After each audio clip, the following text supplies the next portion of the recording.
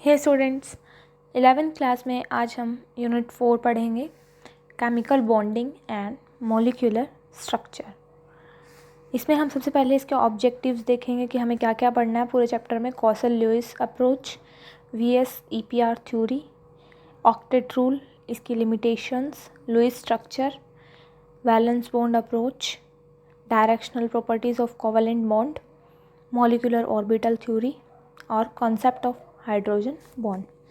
सबसे पहले हम इसके इंट्रोडक्शन पे आते हैं कि जो मैटर होता है वो एटम्स का बना होता है, पर जो एटम्स होते हैं वो एग्जिस्ट नहीं करते इंडिपेंडेंट एंटिटीज़ में under normal condition.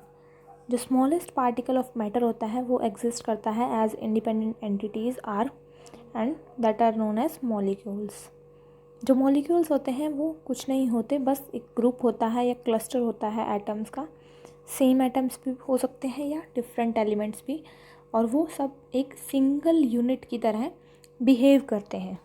For example अगर हम लेते हैं हाइड्रोजन, ऑक्सीजन, अमोनिया, वाटर, ये सब स्मॉल ग्रुप ऑफ एटम्स होते हैं। इनको हेल्ड टुगेदर मतलब इकट्ठा कैसे रखा जाता है, कुछ अट्रैक्टिव फोर्सेस होते हैं जिनसे वो इकट्ठे रहते हैं। जो अट्रैक्टिव फोर्स जो वेरियस कॉन्स्टिट्यूएंट जैसे एटम्स, आयंस, इनको इकट्ठा रखते हैं डिफरेंट केमिकल स्पीसीज़, इनको हम केमिकल बॉन्ड कहते हैं। जो केमिकल बॉन्ड है उसको हम क्लासीफाई कर सकते हैं वेरियस टाइप्स में: ionic bond, covalent bond, coordinate bond, metallic bond, hydrogen bond and van der Waals forces. अब केमिकल कंपाउंड्स की जो फॉर्मेशन होती है उससे जो रिज़ल्ट बनता है हमारे पास वो होता है combination of atom of various elements in different ways. और इससे हमारे पास काफ़ी सारे क्वेश्चंस रेज हो जाते हैं कि एटम्स कंबाइन ही क्यों होते हैं, डेफिनेट नंबर एटम्स के ही क्यों यूज़ होते हैं किसी मॉलिक्यूल को बनाने के लिए, मॉलिक्यूल्स जो होते हैं उनकी शेप डेफिनेट क्यों होती है।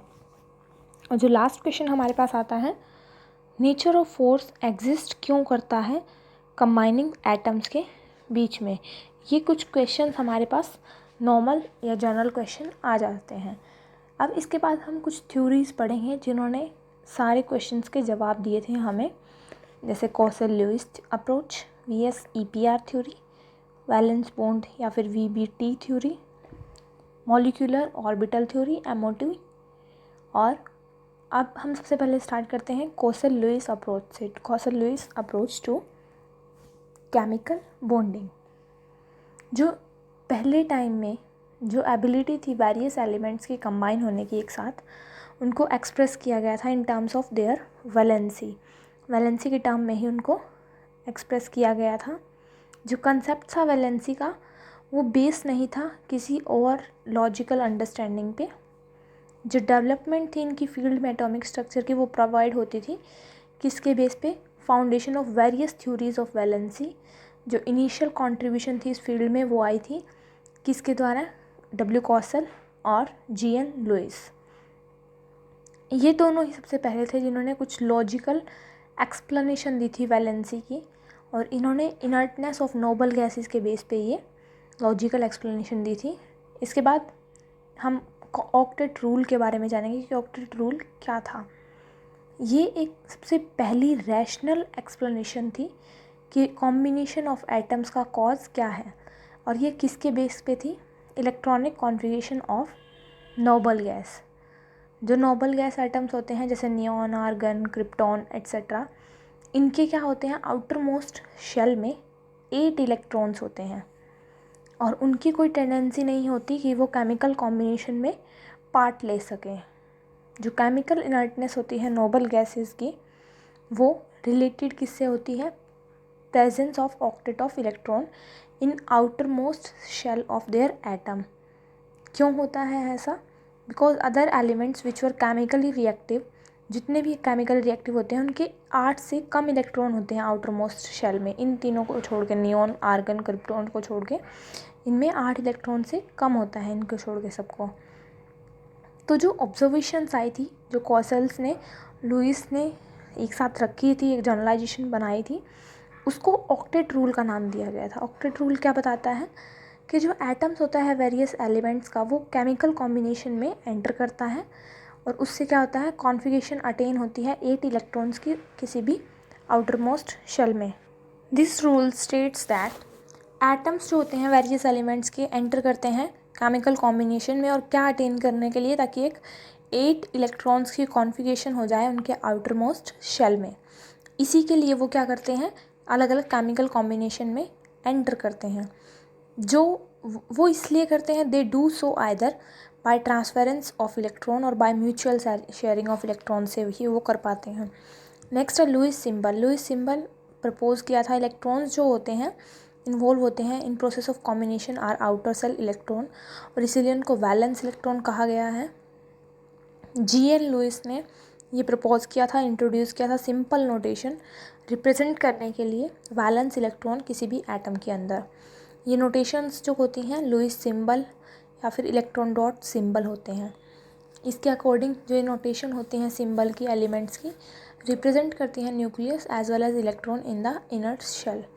जो इलेक्ट्रॉन्स के इनर शेल होते हैं उनकी सारों की रिप्रेजेंट करता है कि एलिमेंट्स कौन कौन से एलिमेंट्स हैं, उनको सबको रिप्रेजेंट किया करता है। जो इलेक्ट्रॉन्स होते हैं आउटर शेल में, इनको रिप्रेजेंट किया जाता है by dots surrounding the symbol. जो सिंबल्स होते हैं उनके आसपास जो डॉट्स होते हैं उनसे पता चलता है कि कितने इलेक्ट्रॉन्स, जो वैलेंस पेयर, ऐसे इलेक्ट्रॉन डॉट सिंबल से ही वो पता चलता है। जैसे लिथियम में 1 होता है, बैरियम में 2, बोरॉन में 3, कार्बन में 4, नाइट्रोजन में 5, ऑक्सीजन में 6, फ्लोरीन में 7, नियॉन में 8।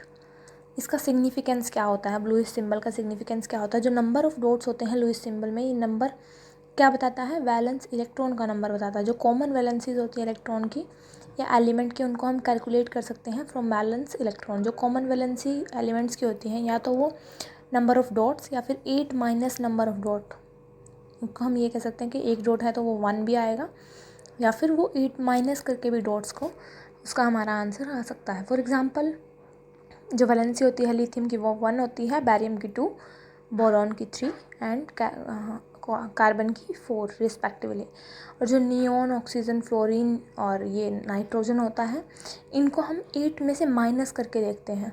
मतलब जिसका 4 तक आए उसको हम एज इट इज़ लिख सकते हैं, पर जिसका 5 से अबव आने लगे या 5 आने लगे तो उसकी वैलेंसी जो है हम उसको 8 में से माइनस करके देखते हैं। तो यहाँ पे हमारा 8 में से माइनस करके आएगा नाइट्रोजन का 3 और ऑक्सीजन का 2, फ्लोरीन का 1, और नियॉन जो होता है उस पर पूरे 8 के 8 प्रेजेंट होते हैं। तो जो नियॉन की वैलेंसी होती है वो दैट इज़ 0 ओनली। तो हमने पढ़ा है ऑक्टेट रूल और लुईस सिंबल्स। लुईस सिंबल्स का सिग्निफिकेंस क्या होता है, उसको हम कैसे डिनोट करते हैं, कितने डॉट्स आते हैं, उनको हम कैसे काउंट करते हैं। कल हम नेक्स्ट वीडियो में आयनिक बॉन्ड्स पढ़ेंगे। अगर आपको इनमें कोई कन्फ्यूज़न है तो please comment in the comment section. Thank you students.